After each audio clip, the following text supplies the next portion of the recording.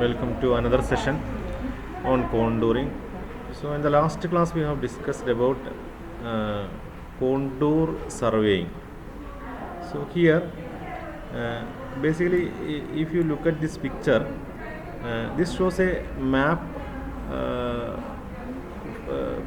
prepared on the basis of contour lines.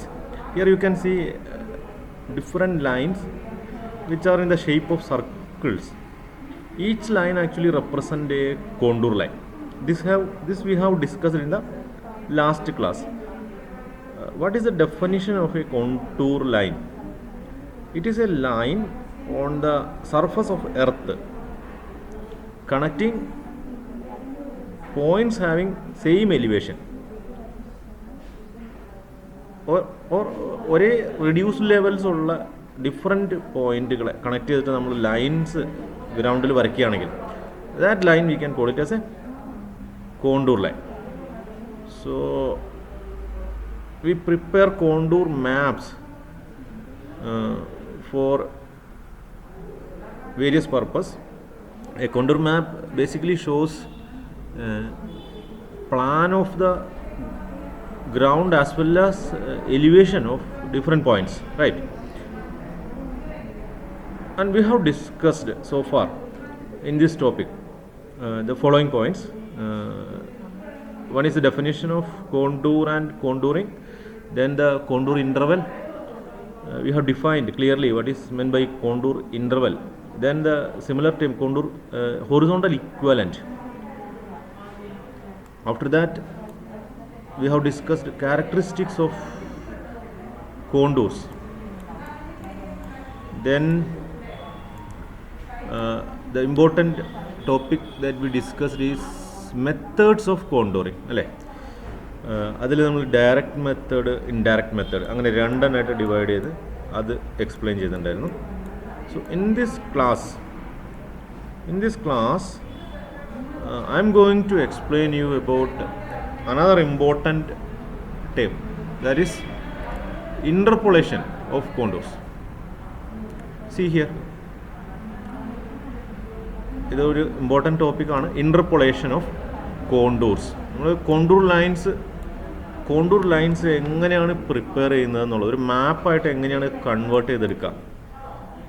C basically people will go to the site field with the instruments.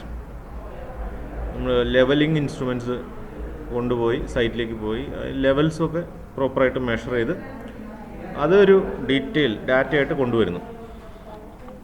So basically we get on a map we get points only. ആ പോയിൻറ്റ്സുകളുടെ elevations ആണ് നമുക്ക് കിട്ടുക ഓരോരോ പോയിൻറ്റുകളുടെ. We don't have lines. Survey ചെയ്യുന്ന സമയത്ത് അതായത് സർവേ ചെയ്തതിന് ശേഷം നമുക്ക് ലൈനുകൾ കിട്ടില്ല, പോയിൻറ്റ്സുകൾ മാത്രമേ കിട്ടുള്ളൂ. So how to convert these points to lines, that is a question. വെറുതെ ഈ പോയിൻറ്റ്സ് ഇങ്ങനെ ഇതുപോലെ കാണിച്ചിരിക്കുന്ന പോയിൻറ്റ്സ് ഇങ്ങനെ കണക്ട് ചെയ്താൽ മതിയോ? സി ഹിയർ, ഇവിടെ എ എന്ന് പറയുന്ന പോയിൻ്റ് ഉണ്ട്, ബി എന്ന് പറയുന്ന പോയിൻ്റ് ഉണ്ട്. ഇത് സർവേ ചെയ്തതിന് ശേഷം കിട്ടിയ പോയിൻറ്റ്സ് ആണ്. അപ്പോൾ ഇതിങ്ങനെ കണക്ട് ചെയ്താൽ മതിയോ?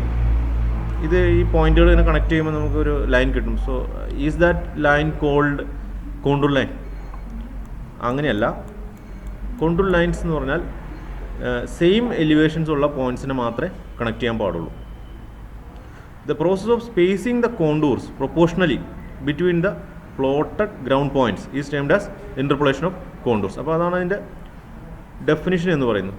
C these terms are important. Spacing the contours proportionally between the plotted ground points. So we have the various different points on the ground. So നമ്മൾ ഇതിന് ഇൻ ബിറ്റ്വീൻ ഈ പോയിൻറ്റ്സിന് പ്രൊപ്പോർഷണൽ ആയിട്ട് നമ്മൾ ലൈൻസ് വരയ്ക്കാം. ആ lines actually basically contour lines ആയിരിക്കും. So this process is called interpolation of contours. Okay, ഇത് ഇൻ്റർപൊളേഷന് വേണ്ടി വരുന്നത് ഇൻഡയറക്റ്റ് കോണ്ടൂറിങ്ങിൽ മാത്രമാണ്. ഡയറക്റ്റ് കോണ്ടൂറിൽ നമുക്കിങ്ങനെ ഇൻ്റർപൊളേഷൻ ചെയ്യേണ്ട ആവശ്യം വരില്ല. Because So in direct method of contouring, actually we are getting the points on the map. The peculiarity of these points are main peculiarity is these points having same elevation. So just we need to connect these lines, so we get a contour line. So indirect contouring method അങ്ങനെയല്ല, നമുക്ക് കിട്ടുന്ന points എല്ലാത്തിനും different reduce levels ആയിരിക്കും. So അത് നോക്കി അതിനിടയിൽ lines വരയ്ക്കേണ്ട വരും. അതാണ് ഈ പറഞ്ഞ പോയിൻറ്റിൻ്റെ meaning. The intermediate contours may also be interpolated in direct contouring if the interval is large. Contour interval വളരെ കൂടുതലാണെങ്കിൽ രണ്ട് ലൈനുകളുടെ ഇടയിൽ വേറൊരു കോണ്ടൂർ ലൈൻ വരയ്ക്കേണ്ട ആവശ്യം വരും. അത് ഡയറക്റ്റ് കോണ്ടൂറിങ് മെത്തേഡിലാണെങ്കിലും അത് ചെയ്യേണ്ടതായി വരും. So interpolation of contour, once again I will explain it with the help of this map. So ഇതിനകത്ത് നമുക്കിവിടെ ഫോർ എക്സാമ്പിൾ നമ്മൾ സൈറ്റിൽ ചെന്നിട്ട് പോയിൻറ്റ് എ, ഈ പോയിൻ്റ് ഡീറ്റെയിൽസ് എടുത്തു, പോയിൻറ്റ് ബി ഇതിൻ്റെ ലെവൽ എടുത്തു, next point C, point D, point E. So ഇങ്ങനെയുള്ള കുറേ അധികം പോയിൻറ്റ്സിൻ്റെ റിഡ്യൂസ് ലെവൽസ് നമുക്ക് കണ്ടുപിടിച്ചിട്ടുണ്ട് സൈറ്റിൽ നിന്ന് എന്ന് വിചാരിക്കാം. സോ എങ്ങനെയാണ് ഈ ലൈൻസ് വരയ്ക്കുക? Actually this line is A contour line. ഇവിടെ 40 എന്ന് എഴുതിയിട്ടുണ്ട്. 40 മീൻസ് 40 ആണ് ഇതിൻ്റെ റിഡ്യൂസ് ലെവൽ. ഈ ലൈനിൽ വരുന്ന എല്ലാ പോയിൻറ്റുകളുടെയും, ഗ്രൗണ്ടിൽ വരുന്ന എല്ലാ പോയിൻറ്റുകളുടെയും റിഡ്യൂസ് ലെവൽ 40 ആണ്. അതുപോലെ ഇവിടെ 35 എന്ന് എഴുതിയിട്ട് ഒരു ലൈനുണ്ട്, വേറൊരു ലൈനുണ്ട്. This means this line is having elevation of 35 metre. അടുത്ത ഒരു ലൈനാണ് ഇവിടെ ഒരു 40 എന്ന് പറയുന്ന ഒരു ലൈനുണ്ട്. ഓക്കെ, അപ്പോൾ ഈ രണ്ട് ലൈൻസും സെയിം എലിവേഷനിലുള്ളതാണ്. Another 35, then 30. അപ്പോൾ നമുക്ക് ഇതിനകത്ത് നിന്ന് മനസ്സിലാക്കേണ്ട കാര്യം, ഈ ഒരു ഏരിയ ഹയർ എലിവേഷനിൽ നിൽക്കുന്നതും ഇത് ലോവർ എലിവേഷനിൽ നിൽക്കുന്നതായിട്ടുള്ള ഗ്രൗണ്ടാണിത്. ഒരു ഗ്രൗണ്ടിൻ്റെ പ്ലാനാണ് ഈ കാണിച്ചിരിക്കുന്നത്. സോ ഇതിൽ ഈ ലൈൻസ് എങ്ങനെയാണ് വരയ്ക്കുക എന്നുള്ളതാണ് ഇൻ്റർപ്രേഷൻ എന്നുകൊണ്ട് ഉദ്ദേശിക്കുന്നത്. അതായത് ഈ പോയിൻറ്റുകൾ നമുക്ക് ഓൾറെഡി കിട്ടിക്കഴിഞ്ഞു. സോ ഈ പോയിൻറ്റുകൾ യൂസ് ചെയ്തിട്ട് നമുക്കൊരു പേപ്പറിൽ ഈ പോയിൻറ്റുകളുടെ പൊസിഷൻ കിട്ടും, അതിൻ്റെ റിഡ്യൂസ് ലെവലും കിട്ടും. ഒരേ എലിവേഷനുള്ള പോയിൻറ്റുകളെ കണക്ട് ചെയ്തിട്ട് ലൈൻ വരയ്ക്കണം. സോ അത് എയുടെയും ബിയുടെ ഇടയിലായിരിക്കണം. Sometimes A is having reduce level of 39 for example, and B is having reduce level of again 37, and 40 is coming lies in between the two points. So ഇതിൻ്റെ ഇടയിൽ കൂടെ ഏതിൽ കൂടെയാണ് വരയ്ക്കേണ്ടത്? എയുടെയും ബിയുടെയും ഇടയിൽ എവിടെയാണ് ഇത് വരിക? അതുപോലെ പിയുടെയും ക്യൂവിൻ്റെ ഇടയിൽ അത് എവിടെയാണ് വരിക? അങ്ങനെ കണക്ട് ചെയ്ത് ലൈൻ വരയ്ക്കുന്നതിനെയാണ് ഇൻ്റർപൊളേഷൻ എന്ന് പറയുന്നത്. ആ മെത്തേഡിനെയാണ് ഇൻ്റർപൊളേഷൻ എന്ന് പറയുന്നത്. സോ ഇൻ്റർപൊളേഷൻ ചെയ്യാനായിട്ട് ഡിഫറെൻറ്റ് മെത്തേഡ്സ് ഉണ്ട്. Next we will see different methods of interpolation of contours. Okay, ഇതൊന്ന് ലിസ്റ്റ് ചെയ്യാം, ഡീറ്റെയിൽ ആയിട്ട് നോക്കണ്ട. Basically there are 3 methods by estimation. ഇതൊരു റഫ് മെത്തേഡാണ്, അതാണ് ഇതിൻ്റെ peculiarity. The positions of the contour points between ground points are estimated റഫ്ലി. Okay, and the contours are then drawn through these points.